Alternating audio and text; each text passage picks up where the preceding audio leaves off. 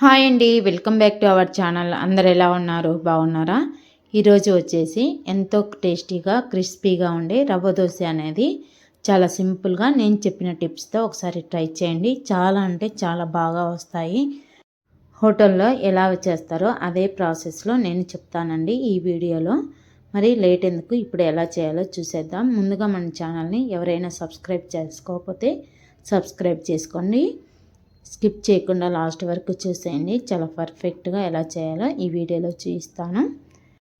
ముందుగా ఒక మిక్సింగ్ బౌల్లోకి 1 కప్పు వరకు బియ్యం పిండి తీసుకోండి. అదేవిధంగా 1 కప్పు వరకు బొంబాయి రవ్వ తీసుకోండి.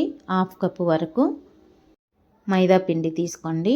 మైదా పిండి అనేది మరీ ఎక్కువగా వేసుకోవద్దు, కాస్త తక్కువైనా పర్వాలేదు. ఎందుకంటే మనకు దోశ పోసేటప్పుడు మైదా పిండి ఎక్కువ అయితే పెనానికి అతుక్కుపోతుంది. ఇలా వేసుకున్న తర్వాత ఇప్పుడు సన్నగా కట్ చేసి పెట్టుకున్న ఉల్లిపాయ ముక్కలు, అదేవిధంగా కొంచెం పొడవుగా తురుము పెట్టుకున్న క్యారెట్ తురుము, సన్నగా కట్ చేసి పెట్టుకున్న కరివేపాకు తరుగు, సన్నగా కట్ చేసి పెట్టుకున్న పచ్చిమిర్చి తరుగు కూడా వేసుకోవాలి. ఇప్పుడు అదేవిధంగా అల్లం తరుగు కూడా వేసుకోండి. ఒక 1/2 టీ స్పూన్ జీలకర్ర కూడా వేసుకోండి.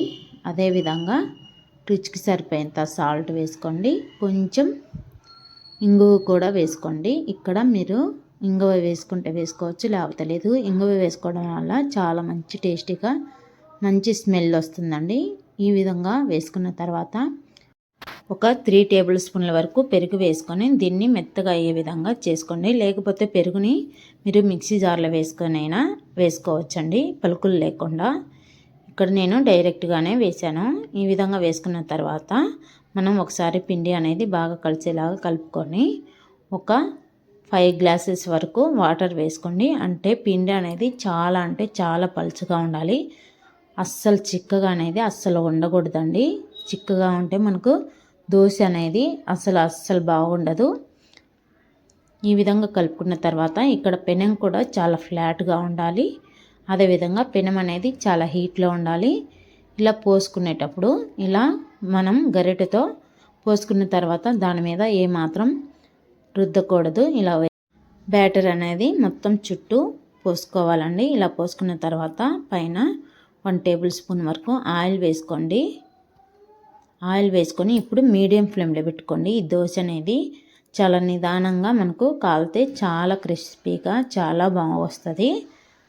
పెనానికి అనేది అతుక్కుపోకుండా చాలా మంచిగా నీట్గా వస్తాయండి ఈ రవ్వ దోశలు అనేది. ఇక్కడ తెలియక మనం హై ఫ్లేమ్లో పెట్టి దోశ అనేది తీస్తూ ఉంటాము, కానీ అది సరిగా ఉండదు.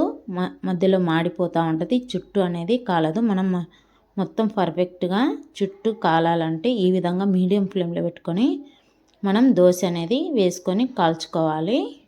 ఒక 2 మినిట్స్ తర్వాత మనం దోశ అనేది మరొక వైపు తిప్పుకొని కాల్చుకొని ఈ విధంగా మనకు రవ్వ దోశ అనేది పర్ఫెక్ట్గా రెడీ అయిపోతుందండి. అంతేనండి, చాలా అంటే చాలా సింపుల్గా నేను చెప్పిన విధంగా ఒకసారి ట్రై చేయండి. చాలా సింపుల్గా వస్తుంది. మరి ఈ రెసిపీ మీకు నచ్చినట్లయితే తప్పకుండా ట్రై చేయండి. ఎలా ఉందో కామెంట్ బాక్స్లో కామెంట్ పెట్టండి. మన ఛానల్ని అదేవిధంగా సబ్స్క్రైబ్ చేసుకోండి, లైక్ చేయండి, షేర్ చేయండి.